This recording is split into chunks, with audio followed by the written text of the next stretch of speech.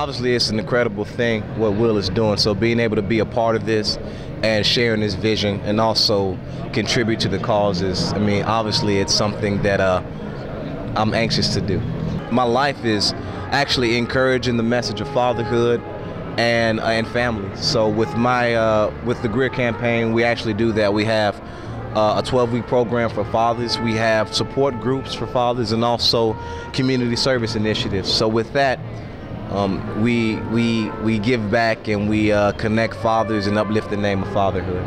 All right, and I got one last question for you while I've got you here. Is there anyone you're looking forward to seeing this evening? I'm looking forward to seeing anybody with a houndstooth coat like that right there, brother.